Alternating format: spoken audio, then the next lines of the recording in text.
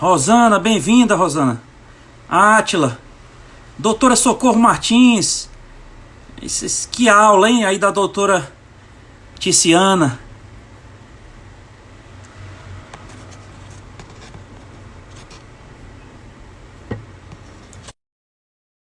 Doutora Socorro. Doutora, estamos de volta, doutora. Olá. Doutora, eu quero lhe perguntar uma coisa. Chegou aqui uma pergunta, as mulheres aqui perguntando se o secador de cabelo é ruim para o cabelo. O secador de cabelo depende muito, na verdade. Inclusive, utilizo. Imagine, você lavar o cabelo. Tá meio frio aqui em São Paulo. Não sei quanto é que tá fazendo agora, mas tá fazendo normalmente uma mínima de 12, 15.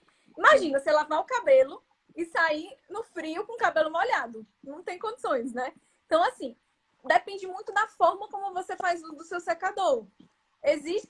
Tem como você usar o seu secador e ele não causar grandes danos. Como é que você vai fazer uso? Você vai evitar temperaturas muito elevadas, evitar o contato direto do secador no fio, usar protetor térmico, é super interessante, super importante fazer uso dos protetores térmicos. E a distância, fazer uma distância de mais ou menos 15 centímetros. E algo muito importante é que existe um fenômeno que se chama bubble hair, que seria o cabelo em bolha. Que é o quê? O fato de você estar com o cabelo muito molhado e você colocar um calor em cima, o que é que vai acontecer? Imagina a água dentro do fio, porque a água entra dentro do fio e aí você ferve. E aí essa bolha vai entrar em ebulição.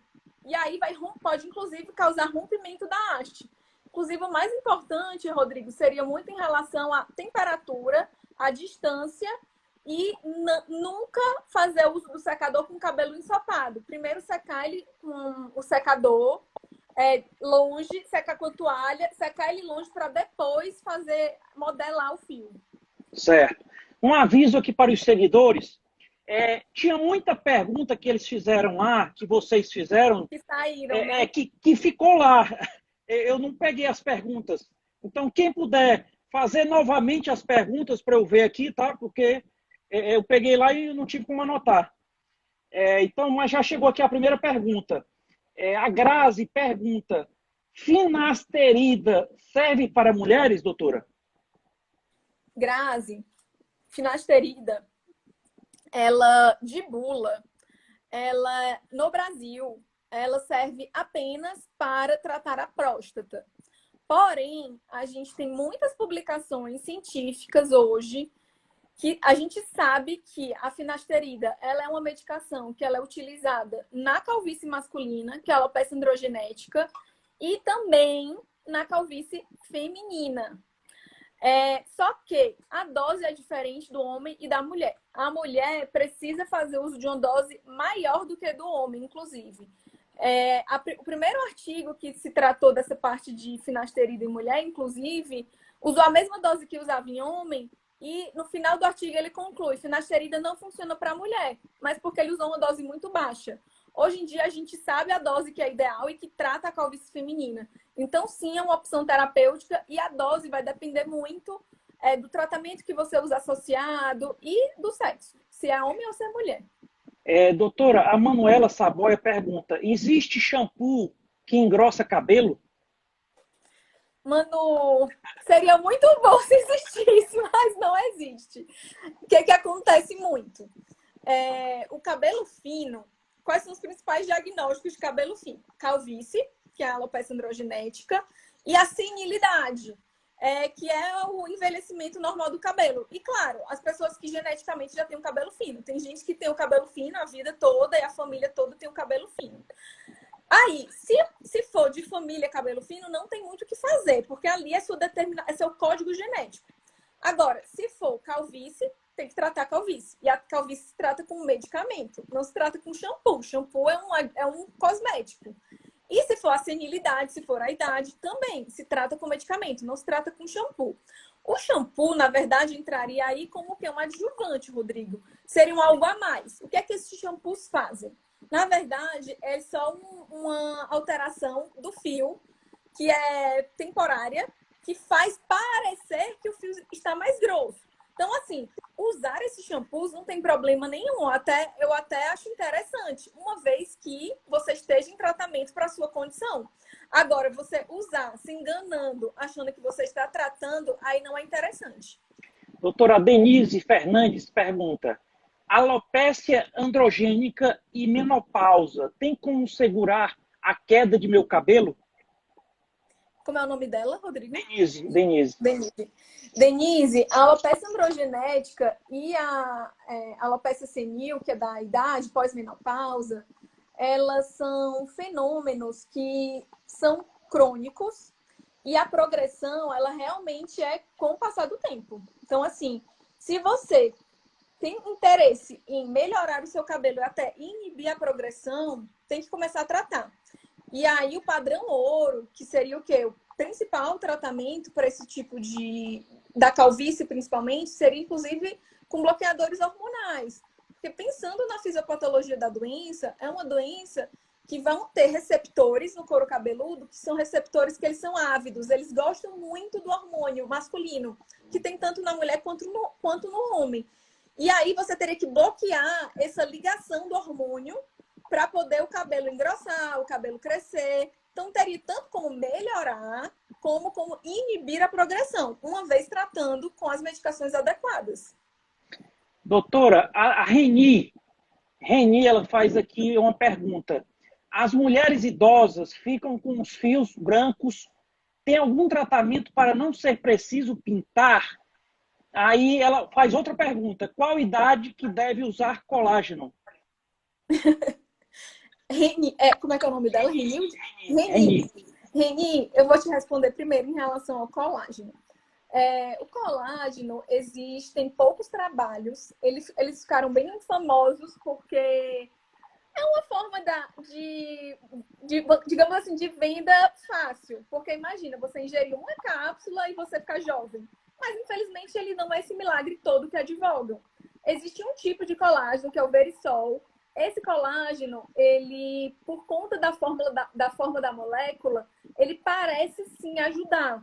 Mas eu nunca indico sozinho. Eu indico como um tratamento adjuvante para fazer junto com o procedimento. Por exemplo, você fazer algum laser, você fazer bioestimulador, que é um tipo de estímulo de colágeno que a gente injeta dentro da pele. Mas só o colágeno isolado, ele vai te trazer pouco benefício. A outra pergunta foi em relação ao cabelo branco, né? Se tem algum tratamento que não precisa pintar. Existem vários estudos, inclusive, para tentar inibir a progressão do cabelo branco. Tem alguns que, inclusive, utilizam vitaminas, mas são artigos muito antigos e que a gente não vê isso na prática, que seria a reversão da canice, a reversão do cabelo branco.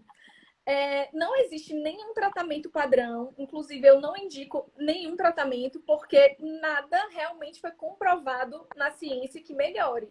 Porque, assim, a principal hipótese, Rodrigo, em relação ao aparecimento do cabelo branco, seria uma exaustão do folículo. Ou seja, a gente nasceria com aquela quantidade de pigmento e essa quantidade ela vai sendo utilizada ao longo da vida. Então, vai chegar um momento que essa quantidade vai acabar. Existe uma outra teoria, que é a teoria da oxidação, que seria por isso que se usa tanto vitaminas, antioxidantes para melhorar. Talvez, por conta dessa teoria da oxidação, possa talvez ser um pouco mais tardio, mas ninguém nunca comprovou isso. Se o uso realmente vai inibir, vai realmente fazer com que você tenha menos cabelos brancos ao longo do tempo. Bem que gostaríamos, mas ainda não. Doutora Rossana Gomes pergunta: fazer chapinha pelo menos 3 vezes por semana contribui para a queda de cabelo? Rossana. Olha, Rossana, vou te falar como é que eu faço com meus pacientes. Eu faço quase uma catequese para não fazer nenhum tipo de calor desse tipo de condução. Porque o calor direto no fio, a chance de ruptura é muito grande. Você causa um prejuízo muito importante no seu fio. E é logo. E você quer o quê? Que o seu cabelo fique bonito, né? É interessante isso, esse movimento. As pessoas querem que o cabelo fique bonito, só que elas querem que isso seja algo imediato. Então, o que é imediato? Vai lá e vou fazer uma prancha para o cabelo ficar liso. Porque assim que faz, o cabelo fica liso e fica brilhoso. Mas o cabelo quebra e quebra muito. Então, assim, o que eu mais te recomendo, se você é mais feliz com o seu cabelo liso, seria, na verdade, você usar secador ao invés da chapinha. Porque, como eu falei anteriormente, com o secador, você consegue fazer um uso mais controlado da temperatura. Então, a chance de você causar essa quebra na haste é muito menor com o secador do que com a chapinha. Doutor, o Átila pergunta, biópsia capilar significa suspeita de câncer? Olha, Átila, essa pergunta é muito boa, viu? Inclusive, normalmente, quando eu falo para o paciente, a gente vai precisar fazer uma biópsia, a primeira coisa que o paciente faz é abre assim os olhos. Por quê? Qual é a ligação? Quase todo mundo remete biópsia a câncer, né? Mas isso não é verdade. Muito menos para couro cabeludo, porque a chance de câncer no couro cabeludo é muito pequena. Por conta do nosso cabelo ele é um fotoprotetor. Então, assim, ainda bem que as lesões no couro cabeludo, na grande maioria das vezes, são benignas.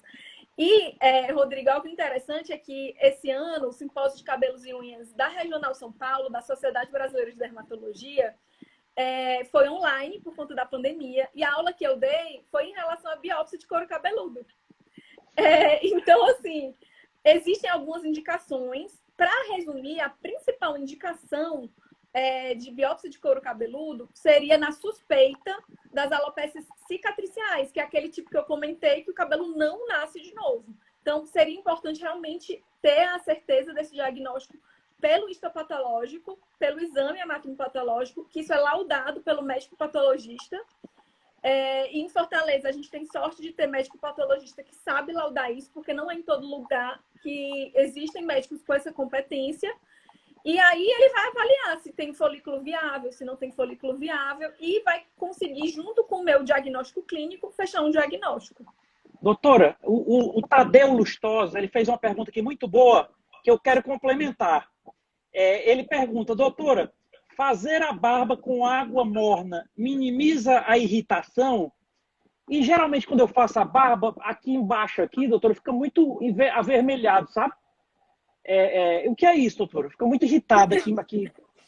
É que, na verdade, Rodrigo, a lâmina de barbear, se a gente for pensar, é algo perfuro-cortante. Assim, é cortante, né? E aí você vai chegar na superfície da sua pele, que é algo que é sensível. Então, assim, existe realmente uma chance de fazer microtraumas e até, às vezes, um trauma maior. De uma forma geral, se você consegue antes aplicar água, isso vai fazer com que, principalmente a camada córnea, que é a camada mais superficial da pele, ela fique úmida. E a camada córnea, ela é repleta de queratina, que é um pouco endurecida. Então, o fato de você molhar já vai ajudar tanto o deslizamento da lâmina, como o fato da acomodação vai ser muito mais fácil por conta de não ter tanto atrito quanto teve na pele seca. E a água é melhor morna mesmo? Morna, é melhor? Não, isso é indiferente. Agora, evitar água muito quente. Água muito quente é prejudicial porque faz desidratar a pele ao invés de ajudar. Mas poderia ser morna, poderia ser gelada, não tem preferência. Doutora, a Michele pergunta, deixar o cabelo secar natural e depois modelar com escova giratória danifica o cabelo? Michele, é o seguinte, o fato apenas de você deixar o cabelo secar ao natural, por incrível que pareça, já é algo que danifica por conta do vento, enfim. E aí, até nesses casos que deixa para secar natural, é interessante fazer uso de algum leave-in para proteger o cabelo. E como foi a pergunta mesmo dela? Escova giratória. Se a sua escova giratória for aquela que é só uma escova giratória que não tem calor, não tem problema, porque você vai usar só para modelar o fio. Mas atualmente tem sido vendida algumas escovas giratórias que dentro da escova existe uma placa de condução de calor. Essas escovas, eu falo que são chapinhas fantasiadas. Porque, na verdade, é o quê? Uma placa de aço, enfim, algum metal, que vai conduzir o calor e na hora que você encosta a escova, esse metal vai encostar no seu cabelo. Então, existe uma grande chance de dano. Então, evitar. Agora, se for só aquela escova que gira para ajudar a modelar, não tem problema nenhum.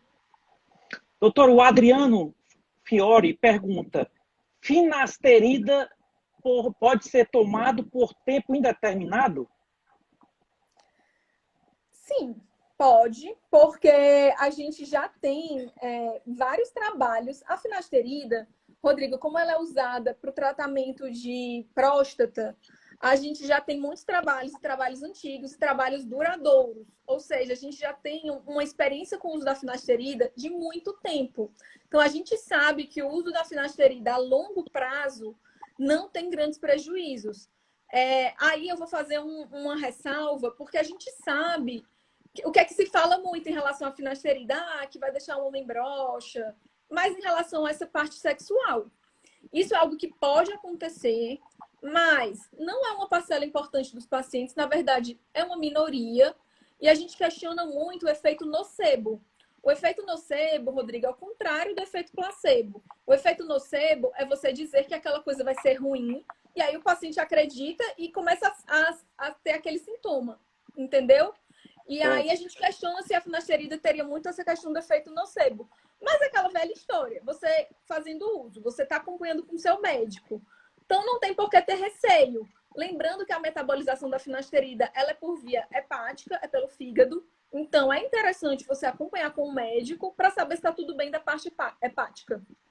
Doutora Manuela pergunta: em quem tem alopécia androgênica, minoxidil é para a vida toda? Foi a Manuela, né, que perguntou?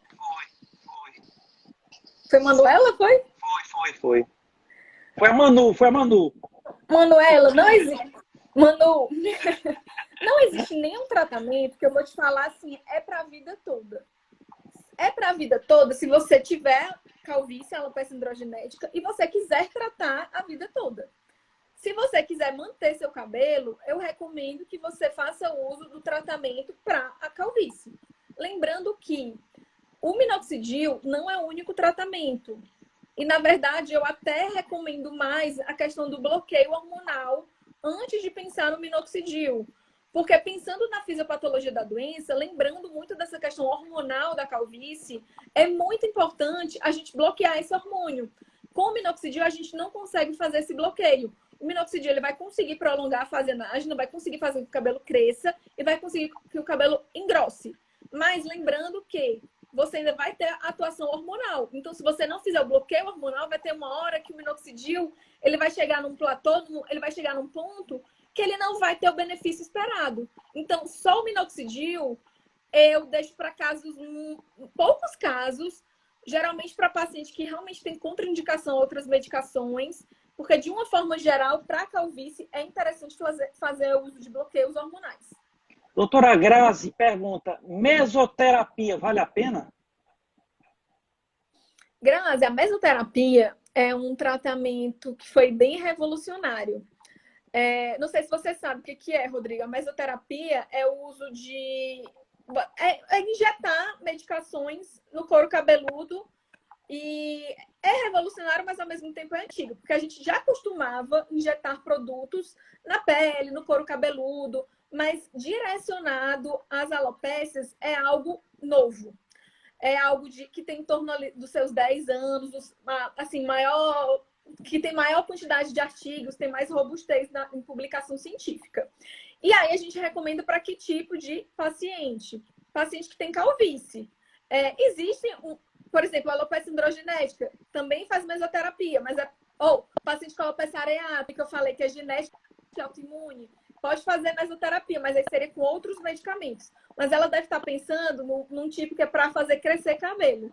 E aí, normalmente, a gente faz essa indicação para paciente que tem calvície, que tem alopecia androgenética. Mas lembrando, é um procedimento que pode ser um pouco doloroso. Normalmente não é tanto, porque eu costumo fazer bloqueio. Eu faço anestesia antes. Então, assim, a dor é muito pequena, é bem tolerável. Só que você tem que lembrar que você está injetando algo no couro cabeludo. Então, assim, dá para fazer isso o resto da vida? Normalmente não. Normalmente, você vai fazer o tratamento oral e em momentos pontuais, você vai fazer o uso da mesoterapia para agregar, para ser algo a mais no seu tratamento. Doutora Solange pergunta: tenho muitos cabelos no buço. Já fiz depilação a laser e o resultado não foi muito bom. Então, qual tipo de laser é mais eficiente para o buço? Aí entra de novo na questão do pelo ser mais fino. O pelo do rosto, ele é um pelo mais fino e mais claro. Então, pode ser que realmente o laser não pegue. Existe um tipo de depilação, que é até uma depilação mais antiga, só que hoje em dia praticamente não se faz mais, entrou muito em desuso, que chama eletrólise, que é você dar uma descarga elétrica no pelo para fazer com que o pelo não nasça mais. Só que hoje em dia a gente praticamente não faz. O que eu indicaria para ela seria realmente avaliação com dermatologista, porque assim, as tecnologias também melhoraram. Não sei quando foi que ela tentou essa depilação. Talvez se ela tentar atualmente, já tenha uma tecnologia superior à que ela fez. Certo. A Maria do Carmo diz, doutora Tiziana, quando entrei na menopausa, minha pele mega resseca. Já usei vários cosméticos e não funciona. O que a senhora aconselha? Maria do Carlos, é o seguinte. O que acontece na menopausa? Existe uma queda, existe tanto a coincidência do envelhecimento, né, da pele, quanto a parte hormonal. Imagina que quando você é jovem, os seus hormônios estão à flor da pele, como a gente fala, né? Existe uma produção muito aumentada de hormônios. E esses hormônios, eles melhoram a qualidade da pele, você tem mais colágeno. E com a queda desses hormônios e com o envelhecimento, realmente a pele costuma ficar mais seca. E aí, para isso, existem hidratantes, existem anti-idade. Hoje em dia, a gente consegue até fazer hidratação subcutânea, fazer injeção de ácido hialurônico para conseguir promover uma hidratação maior da pele. Certo. Doutora, o Igor, ele diz, doutora, tenho o cabelo cacheado, crespo, faço hidratação, mas uma parte continua com aspecto seco. O que pode ser isso? Eu tô adorando. Mais um homem vaidoso, viu? Pai. Essa pergunta eu não saberia fazer, não, viu?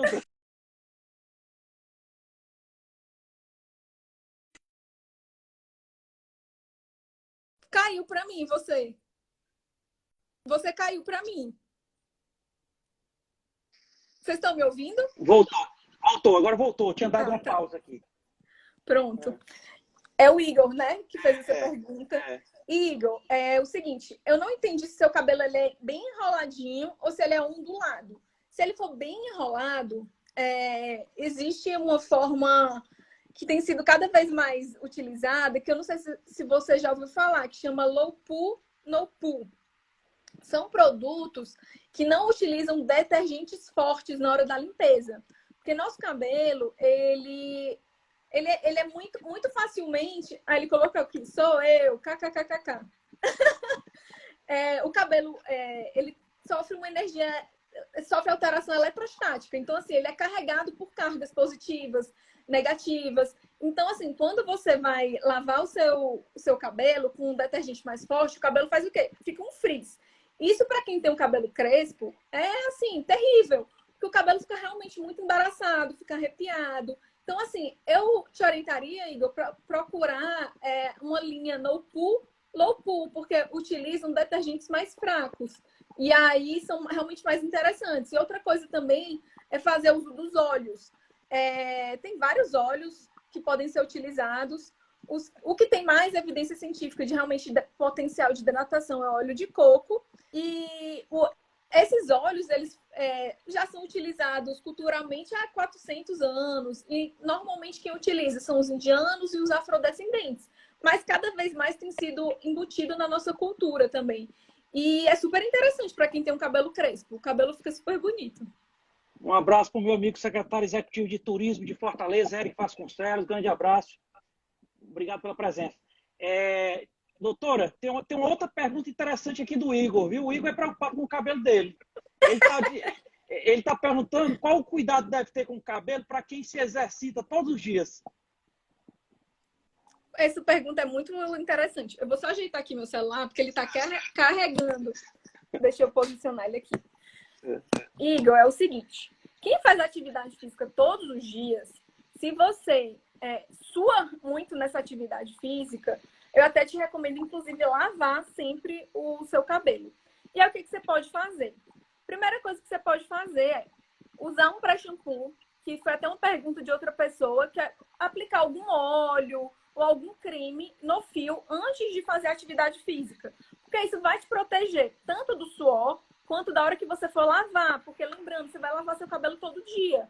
E o ato de lavar vai realmente poder ser prejudicial ao fio. E aí, logo em seguida, o que é que você pode fazer? Fazer uso de leave-in, de óleos.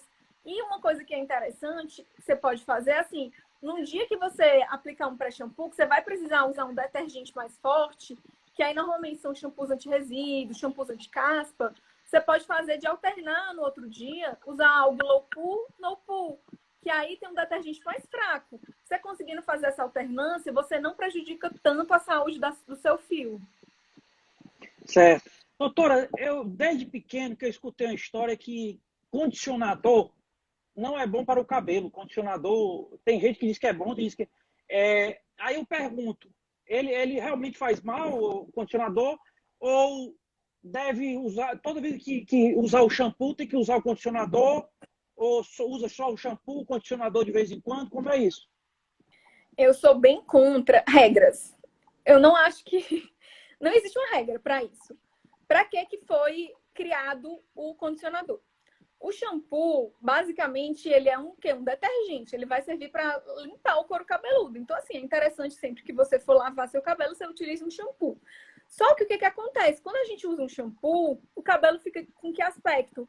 Um aspecto seco, um aspecto sem brilho, muitas vezes fica embaraçado. E aí, por isso que foi criado o condicionador. O condicionador, ele é basicamente um desembaraçador, digamos assim, e ele consegue fechar a cutícula, que é a parte mais externa do fio. Isso vai ajudar você a desembaraçar, vai ajudar o seu cabelo a ficar mais brilhoso. Então, assim, eu vou até falar uma coisa que eu acho que eu nunca nem comentei aqui no Instagram. Mas, hoje em dia, eu faço mecha no cabelo. Uma vez no ano, faço umas mechas. Quando eu não fazia nada de química no cabelo... Doutora, quando você fala algo que nunca falou, isso no jornalismo é chamado de furo. É um furo jornalístico. É inédito, é inédito. Pronto, faz um furo. Um furo para mim, doutora. Quando eu não fazia mecha no cabelo, ou seja, meu cabelo era o que a gente chama de virgem, é um cabelo que é muito menos danificado, sem dúvida nenhuma. Você fazer mecha, você descolorir o cabelo, você vai danificar o fio. E aí, várias vezes eu lavava só com shampoo. Imagina. Então, assim, usar só shampoo tem problema? Não. Depende de como é seu cabelo. Se seu cabelo é um cabelo que não demanda muito condicionamento, não tem problema. Normalmente, homem só usa shampoo ou então usa aquele shampoo 2 em 1. Que é algo interessante, porque o shampoo 2 em 1, o que ele faz? Dá menos trabalho. Dá muito menos trabalho. Eu acho ótimo. Porque o shampoo 2 em 1, o que ele vai fazer? Ele vai ter normalmente um detergente mais fraco e, além disso, ele já tem algum agente condicionante. Então, assim, ele vai conseguir limpar de uma forma não tão agressiva e já vai conseguir condicionar o fio. Então, para homem, usar 2 em 1 é algo muito prático, muito efetivo, muito eficaz e super interessante. E assim, não tem essa obrigatoriedade, mas óbvio, de uma maneira geral, quase todo mundo, principalmente mulher que tem o cabelo mais comprido, depois de lavar com shampoo, é interessante fazer uso de um condicionador, sim. Doutora, qual é o shampoo ideal assim para caspa? Aí vai ser os shampoos que tem no rótulo escrito realmente shampoo anti-caspa. É. Para quem tem caspa leve, Rodrigo, até os shampoos que são vendidos em supermercado, e aqui eu posso até falar a marca porque eu tenho zero conflito de interesses, tipo Head and Shoulders ou Clear, que são as marcas mais comuns, já poderiam ser eficazes em casos leves. Normalmente controla bem. Certo. A Denise pergunta, doutora, boné de LED funciona como auxiliar no controle da queda? Aí entra de novo a questão da queda. Eu não sabia nem que existia boné de LED, ó. Existe. Entra de novo a questão da queda que eu falei. Depende. O que é essa queda? Essa queda é calvície?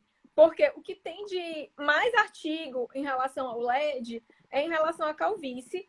E a gente sabe que tem um benefício, sim. Mas eu não costumo utilizar como tratamento isolado, sozinho. Ele é um bom artifício como tratamento adjuvante, se você já está fazendo tratamento padrão, e aí seria algo a mais. Ou então, se o paciente tem contraindicação a tudo. Porque tem paciente que tem contraindicação a bloqueador hormonal, tem contraindicação a usar minoxidil, e aí vai ser o que? Uma alternativa usar o boné de LED. Tem mais trabalhos recentes também em relação até a alopécias cicatriciais e o boné de LED, que poderia reduzir a inflamação. Para quem não conhece o boné de LED, o LED é a luz mesmo, é um boné que dentro é cheio de luzes. E existe não só o boné, mas existe também tiara, existe o capacete. E cada vez mais tem se estudado esses dispositivos de luz como forma de tratamento para as diversas alopécias. Aqui, doutora, o que podemos fazer com a queda de cabelo em relação ao estresse? Aí, ó, se você é uma pessoa muito estressada, se for algo da sua rotina, não, eu sou uma pessoa que estou sempre estressada, normalmente a queda não vai acontecer nesse perfil de paciente, porque a gente se acostuma. Esse estresse do dia a dia eu nem considero algo importante. Eu só considero estresse pontuais. Por exemplo, o estresse da pandemia, ou então, perdi um parente, tenho alguém da minha família doente. Esses estresses podem causar queda de cabelo 3 meses após o evento. Mas estresse do dia a dia não causa queda de cabelo. Mas se você é uma pessoa muito estressada, muito ansiosa, aí realmente o ideal é ter um acompanhamento também, psicoterapia, né? Que vai te Então ajudar a passar melhor por esses períodos. Vou assistir um filme, ler um livro. Fazer atividade física, Pois é, pronto, aí carregar desestressa. energia de outra forma. Desestressa. A Lúcia pergunta: manter o cabelo curto evita queda? Não, infelizmente não, Lúcia. Inclusive, muitos pacientes me perguntam se cortar o cabelo vai fazer com que a queda diminua ou vai aumentar a velocidade de crescimento do cabelo. Isso é mito, até porque, como eu comentei, o cabelo é uma matéria morta. Então, assim, não existe uma conexão dessa parte mais, da parte distal do fio, da parte final do fio, com o couro cabeludo. E aqui a Mônica até comentou aqui, tomar um vinho também melhora o estresse muito. Tomar um vinho é ótimo. Doutora, a TT pergunta: usar óleo puro de coco é bom para hidratar o cabelo? Como usar? O óleo de coco é um dos únicos óleos que realmente fizeram estudo científico. Então, atualmente, ele tem sido muito utilizado. Pediram depois para comentar um pouquinho sobre a alopecia frontal fibrosante. Então, ele tem sido muito utilizado, Rodrigo, para melhorar o aspecto do fio. Porque ele consegue penetrar no córtex, que é essa parte intermediária do fio, e consegue proteger contra as agressões do dia a dia. Do sol, do vento, do calor. Então, realmente é algo muito interessante. Não tem muita necessidade de aplicar no couro cabeludo, porque ele não vai ter benefícios do tipo engrossar o fio, parar de cair, nada disso. Seria realmente usar como uma hidratação. Para quem tiver interesse de ler um pouquinho mais, eu até fiz um post no meu Instagram em relação ao óleo de coco. Certo. A Mônica pergunta: com que frequência posso utilizar shampoo anti-resíduo? Ótima pergunta. O shampoo anti-resíduo, ele tem um detergente que ele consegue realmente tirar mais os resíduos. E aí, Rodrigo, que é interessante as pessoas entenderem o que seriam esses resíduos. Resíduo é tanta sujeira do dia a dia, do ar, enfim, que pode, porventura, cair no cabelo, como as substâncias que se depositam no fio. O que é que normalmente se deposita muito no fio? Os silicones, que estão presentes nesses cremes, principalmente creme de pentear e nesses óleos que a gente usa para proteger o cabelo de temperatura. É interessante usar, Mônica, quando você perceber que o cabelo está com aquele aspecto pesado. A minha imagem caiu. Foi. A voz, eu estou ouvindo a voz.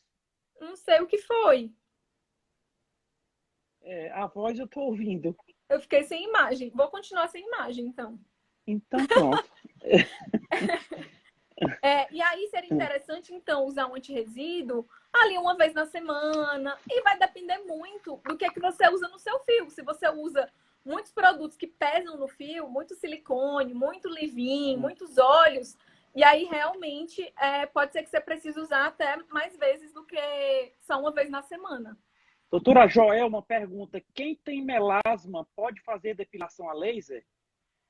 Joelma, é assim, poder, pode, mas tem que ter muito cuidado, porque a chance de você manchar o seu melasma é muito grande, porque você vai estar usando uma luz que pode piorar o melasma. Então, assim, normalmente eu não recomendo. Mas se fosse a única alternativa de melhorar o pelo, é o que temos, né? Aí tem que fazer Doutora, depila e trata o melasma ao mesmo tempo. a Manu pergunta, esfoliação no couro cabeludo é interessante para todo mundo? Manu, na verdade, não. Não tem necessidade nenhuma de você fazer esfoliação no seu couro cabeludo. Existe a forma de esfoliação química e a esfoliação física. A esfoliação química poderia ser até com o uso de algum ácido. Normalmente a gente pode até usar ácido salicílico no couro cabeludo, que é em forma de medicamento. A esfoliação física, que deve ser o que ela está perguntando, que aí hoje em dia está meio que na moda, digamos assim, que utilizam esfoliantes que parecem que a gente usa na pele, do rosto. E aí tem algumas partículas que parecem assim como se fosse uma areinha. E aí seria o fato de você retirar a camada mais superficial. Eu não vou fazer isso no couro cabeludo, não tem necessidade, muito menos fazer de rotina. Se você quiser fazer uma vez ou outra, não tem problema, para você sentir como é que fica. Mas não é algo para ser recomendado de ser feito de rotina, não. A Joelma pergunta, quais melhores óleos para umectação? Para umectação. A umectação é um procedimento que você aplica o óleo no fio, na haste, e você fica com esse óleo durante horas no seu cabelo. Normalmente é usado... Pois é, eu sumi. A Isis perguntou aqui, cadê a Tícia? Eu sumi, não sei por quê. Oi. Eu não sei como é que eu poder... Deixa eu tentar fazer alguma coisa aqui para... Pior que eu acho que não... Deixa eu virar aqui a tela. Vira e volta. Voltou. Mas voltei. Umectação. E aí a umectação, ela é bem famosa, principalmente na Índia. E as indianas são bem famosas por terem os cabelos compridos, bem bonitos, brilhosos. E aí isso trouxe muito para o mundo inteiro, na verdade. Hoje em dia o mundo inteiro faz uso dessa técnica de umectação, que é aplicar o óleo no comprimento do fio. Você poderia até usar no couro cabeludo, eu teria um pouco de cuidado de fazer isso de rotina no couro cabeludo, porque pode aumentar um pouco da oleosidade, mas não é contraindicado. E você vai passando horas com o óleo no fio, o que ele vai fazer? Ele vai fazer um preenchimento da haste, principalmente se ela estiver danificada, é algo interessante. O que tem mais estudo, de novo, é o óleo de coco, mas você poderia usar o óleo de rícino, o óleo de coco, o óleo de argan, que também é bem famoso, óleo de moringa, tem vários óleos de abacate, tem vários óleos que são interessantes e que podem ser usados nessa forma de umectação. Doutora Ana Cândida pergunta, prender muito o cabelo é prejudicial? Nesse calor fazemos muito isso. É prejudicial dependendo da forma que você prender. Se você prende com ele molhado, aí é meio parecido com você dormir de cabelo molhado. Não é interessante. Se você prende de uma forma que você puxa muito aquele cabelo, existe um tipo de alopecia que a gente chama de alopecia de tração. A alopecia de tração, ela é uma alopecia que ela é rara em quem tem um cabelo liso, mas pode acontecer. Mas ela é até, de certa forma, comum em quem tem uma etnia afrodescendente e tem o cabelo crespo. Pela forma que o cabelo crespo que ele é um cabelo mais fino e ele faz várias constricções, ele fica mais fino, mais grosso, mais fino, mais grosso. Ele é usado preso. Pode gerar, inicialmente, uma alopecia não cicatricial e depois, inclusive, uma alopecia cicatricial. Então, a gente recomenda, né? Faz o uso de trancinha, de coque, evitar, porque isso a longo prazo vai fazer com que realmente essa pessoa tenha uma alopecia cicatricial, mas vai nascer cabelo naquele local. Então, não recomendo. Se você gostar do cabelo preso, tenta fazer de uma forma que o cabelo fique mais frouxo, não fique puxando muito fio. Doutora TT pergunta qual o melhor alisamento, com formol ou aminoácido? Na verdade, TT, a gente classifica os alisamentos de dois tipos: os alisamentos ácidos e os alisamentos do tipo básico. Os alisamentos do tipo básico são os alisamentos mais antigos, que aí entra os hidróxidos, a guanidina. Esses alisamentos, eles entraram um pouco em desuso por conta da incompatibilidade com outras químicas. O que é que acontecia muito? A pessoa fazia o alisamento e aí ia fazer uma nova vez e o cabelo rompia, porque não pode sobrepor. E além disso, normalmente não consegue clarear o cabelo. E aí criaram outro tipo de alisamento, que são os alisamentos intra, isso daí que ela perguntou, que é o aminoácido, o formol, que na verdade é tudo, vamos falar bem assim, farinha do mesmo saco. Os alisamentos ácidos, que é o botox, a progressiva, a escova de aminoácido, escova de mel, é tudo a mesma coisa. Tanto o alisamento ácido quanto o alisamento básico, eles agridem o cabelo de uma forma definitiva, porque eles rompem ligações no fio e fazendo, que são as pontes de sulfeto. Quando você rompe essas ligações, o cabelo fica sempre liso. E o problema é o quê? Que as pessoas ficam psicologicamente viciadas. Quanto mais faz, mais o cabelo fica liso, mais gosta. Só que você está sempre danificando o cabelo. Uma que eu indicaria, normalmente eu tento até convencer as pacientes a pararem de fazer alisamento e a aceitarem mais do jeito que é. Eu sei que tem pessoas que não aceitam, e aí eu teria um cuidado com os alisamentos do tipo ácido, porque a maioria é proibido pela Anvisa, pela chance de liberar o formol, e o formol ele é cancerígeno, então eu teria muito cuidado com esse tipo de alisamento. Mas doutora Jennifer pergunta... muito cabelo. A Jennifer pergunta, o que são aqueles pontinhos brancos nos fios, aparecem geralmente nas pontas? Tem tratamento para isso? Jennifer, pontinha branca no fio, se for na ponta mesmo, bem na extremidade distal, bem no final do fio, normalmente significa que o cabelo está danificado, porque o que normalmente dá isso é o cabelo quando ele está com várias pontinhas duplas, porque a ponta do nosso cabelo, de um cabelo que ele é saudável, ou você vê ele afinando, que é um cabelo que nunca foi cortado, ou você consegue ver ele cortado, assim. Quando você vê que ele está diferente bem na extremidade, é porque ou você clareou demais o cabelo, ou porque você usou algum calor a mais e a ponta do cabelo está danificada. E aí o que teria para fazer nesses casos realmente é cortar, passar a tesoura. A Joelma pergunta, doutora, quais as máscaras de tratamento penetram mais no fio? Quais são os melhores para recuperar o cabelo com química danificado? De uma maneira geral, são os que falam que fazem reconstrução.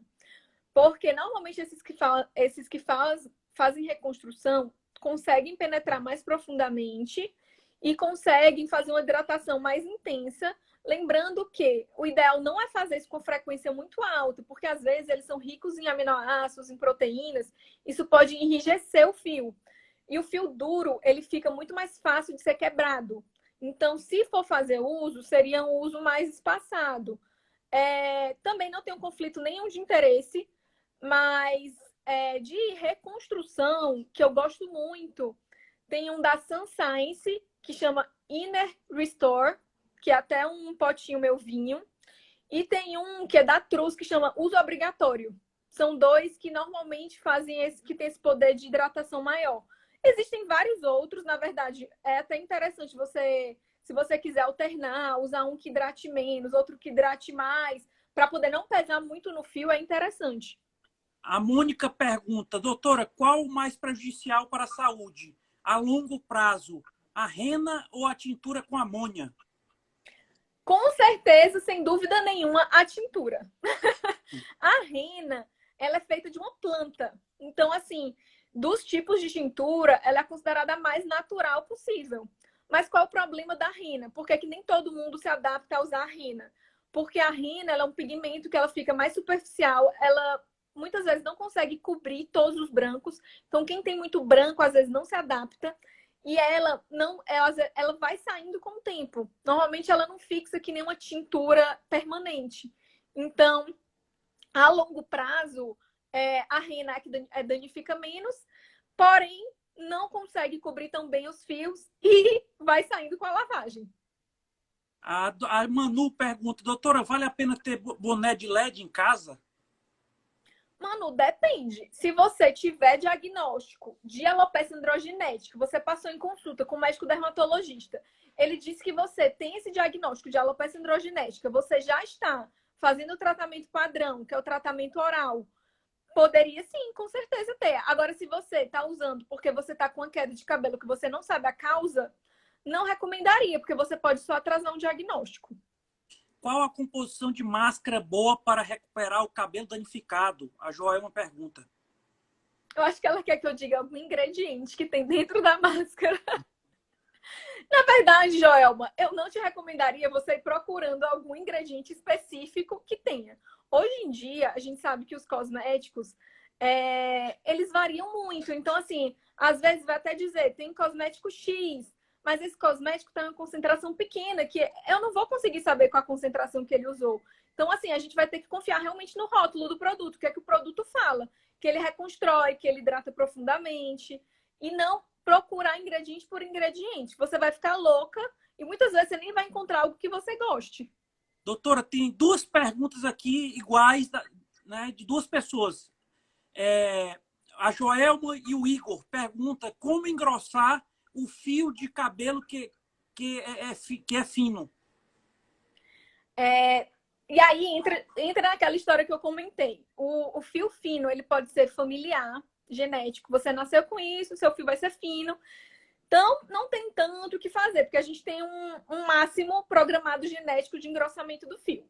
Agora, se você tem calvície ou se você tem senilidade, que é a idade, que são os diagnósticos que mais afinam o fio, você teria que tratar. O que a gente sabe que consegue engrossar o fio? O minoxidil e hormônios. E aí entraria a questão de usar ou bloquear hormônios masculinos ou fazer uso de hormônios femininos. E isso eu não recomendaria de jeito nenhum de fazer sem acompanhamento médico. Porque a gente está falando de medicação. A gente não está falando de cosmético. Então, pelo amor de Deus, não vão fazer uso sozinhos. O Tadeu pergunta, doutora, voltou. Eu já aprendi aqui, que ele fica assim, eu viro a câmera.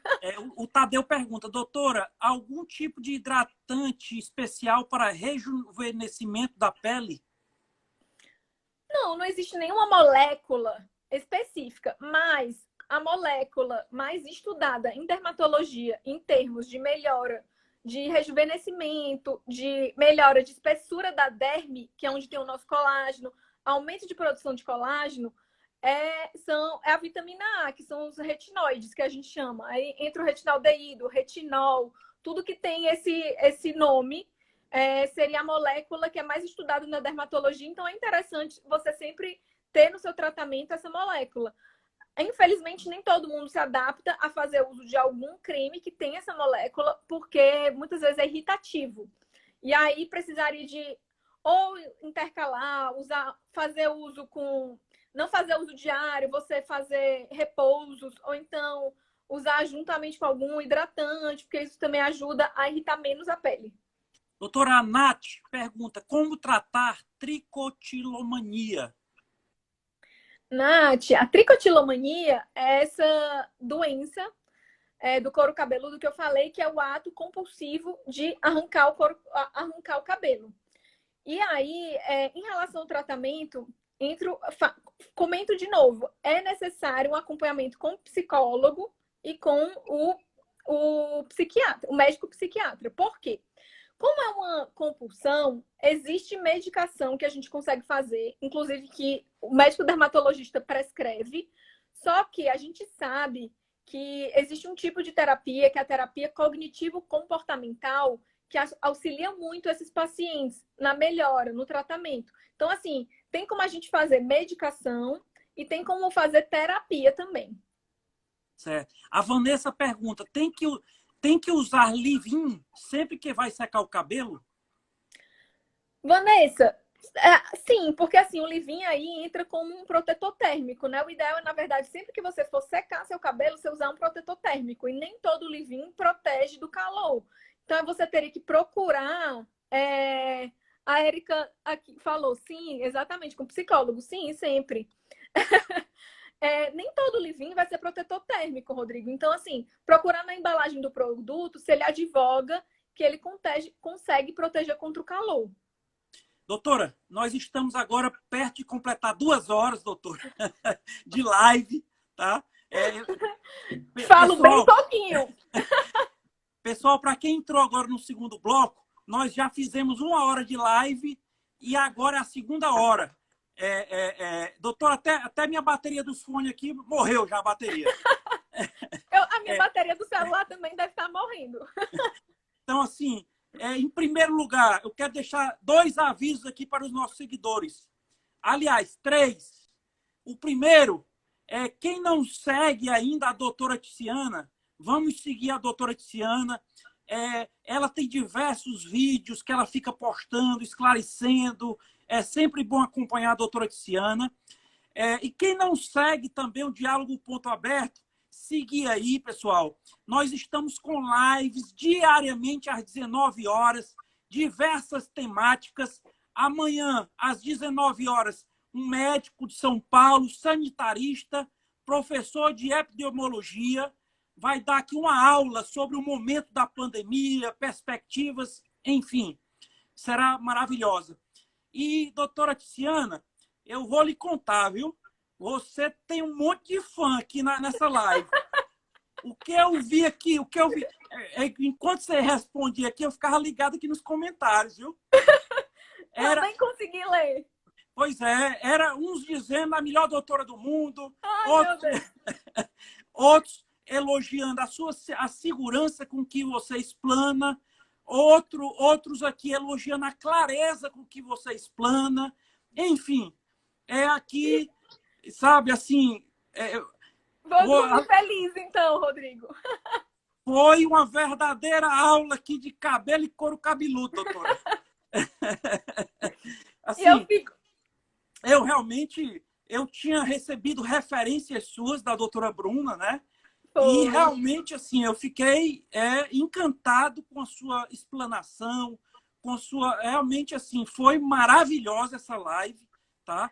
Parabenizar pelo seu trabalho e que realmente, para nós do Diálogo Aberto, eu lhe digo com toda franqueza e sinceridade, foi uma grande honra lhe receber nessa noite, doutora. E então eu gostaria que a senhora apresentasse aí suas considerações finais. Rodrigo, primeiro que foi uma honra você ter me convidado e o convite ter sido indicação de uma colega que eu admiro muito e que é responsável, inclusive, pelo setor de cabelos da SBD Nacional. Então, realmente foi um convite que me deixou muito feliz por ter sido uma... Estou aí? Realmente foi algo que me deixou muito feliz por ter sido por essa indicação de uma pessoa que eu confio muito também. E assim, Rodrigo, essa parte da tricologia, que é a ciência que estuda couro cabeludo e o cabelo, é algo muito novo na dermatologia e é algo que eu tenho a sorte de fazer parte aqui em São Paulo. Eu faço parte de uma equipe e essa equipe é uma equipe que estuda muito realmente cabelos. Todos os anos a gente vai para congressos mundiais, a gente lê o artigo que saiu no dia. E é realmente uma satisfação falar disso. Eu acho que dá para perceber minha alegria de falar disso, porque é algo que eu estudo diariamente. E atualmente a maior parte dos meus pacientes são pacientes de couro cabeludo e de cabelos. E eu adoro falar, naturalmente. E além de esse ambulatório que eu faço de cabelos, é um ambulatório que eu ensino os médicos, tanto médicos residentes como médicos que já são formados em dermatologia e têm interesse em aprender essa parte de cabelo. Então, eu fico muito grata por você ter me dado a oportunidade de ceder um horário para mim aqui no seu programa, nessa live. Realmente, muito obrigada. Eu tenho mais que agradecer a você. Doutora, e o que mais encanta realmente na gente, na sua explanação, é a paixão, o amor que você demonstra, né, pela sua profissão. Você fala realmente com entusiasmo, com paixão, com amor. Então, isso aí nos encanta realmente, sabe? Assim, parabéns, assim, com tanta competência, né? Apesar de ser tão jovem, né? De tanta juventude, mas tanta competência, sabe? Então, isso demonstra que realmente isso aí não caiu do céu, não. Isso aí foi muita dedicação, eu tenho certeza. Muitas noites de sonos perdidos. Com certeza. Então, assim, e tem muitas pessoas aqui querendo consulta, querendo marcar consulta, inclusive seguidores aqui de Fortaleza, querendo saber quando é que pode marcar consulta aqui em Fortaleza. Qual a orientação que você pode dar? Rodrigo, eu atendo 3 semanas do mês em São Paulo e 1 semana em Fortaleza. Eu sou de Fortaleza, né? E faço esse atendimento, fico uma semana por mês em Fortaleza. Esses últimos 2 meses eu não consegui ir para Fortaleza por conta da questão da pandemia, porque na verdade fiquei sem fazer atendimento presencial, inclusive aqui em São Paulo.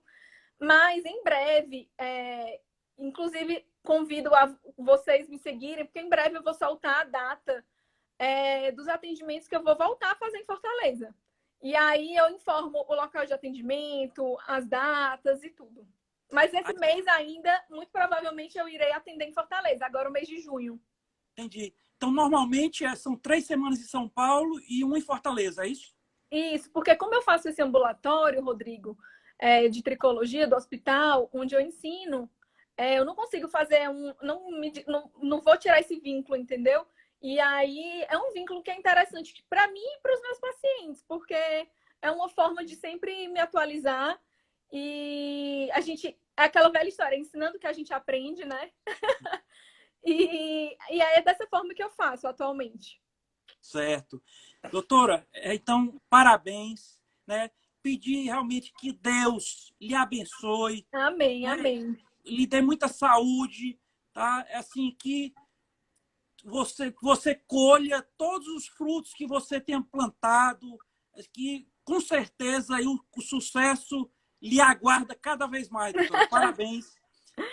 Realmente, assim, a sua apresentação aqui na live foi encantadora, foi maravilhosa, foi realmente, assim, demonstrou uma competência, um domínio do assunto, assim, foi maravilhoso, realmente. Muito obrigada pelas palavras, viu, Rodrigo? E muito obrigada também para quem fez os comentários. Infelizmente, eu não consegui ver, porque eu fiquei tão empolgada falando que eu não li o comentário de quase ninguém. Mas eu fico feliz que o Rodrigo repassou para mim.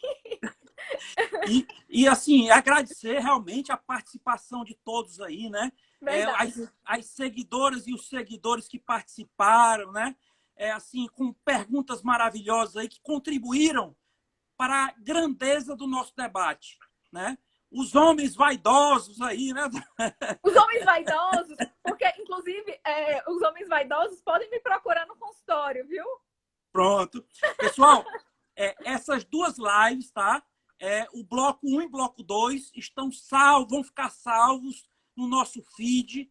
Vocês podem encaminhar para quem vocês quiserem, que tem interesse no assunto. E vamos seguir aí a doutora Ticiana. Lá em cima, você clica aí, lá em cima na tela, tem o endereço dela e tem o do Diálogo Aberto. Quem não segue ainda, um dos 2 aí, passar a seguir. E, enfim, realmente aqui, vamos sair aqui com uma pós-graduação em cabelo em 2 horas. Eu achei que deu para tirar bastante dúvida, né? Isso foi bem legal. Com certeza. Assim, eu acho que muitas dúvidas foram sanadas. Parabéns. E eu vou mandar uma mensagem para a doutora Bruna. Doutora Bruna, tudo que a senhora falou foi verdade. A competência que a senhora me referendou da doutora Ticiana, eu comprovei 100%. Que bom, Rodrigo. Fico muito feliz, de verdade, viu? Mais Obrigado. uma vez, muito obrigada por você ceder seu espaço. Você também, toda a sua simpatia, você também demonstra que você gosta muito do que você faz. E conseguir fazer lives diárias, com certeza, não é algo fácil. E fica aqui meu agradecimento, realmente, por ceder o espaço, por toda a simpatia, por toda a disponibilidade. Doutora, e quem lhe perguntar pela live, tá? Você pode informar que está salvo aqui no feed. Combinado. As pessoas podem assistir, tá? Então, pessoal, amanhã às 19 horas, encontro marcado aqui com o doutor Sérgio Zanetta, médico sanitarista, tá? Então, aqui já está informando aqui que daqui a 1 minuto completa 2 horas e vai cortar. Então, doutora Tiziana, parabéns, que Deus abençoe, muita saúde, muita paz, muitas felicidades.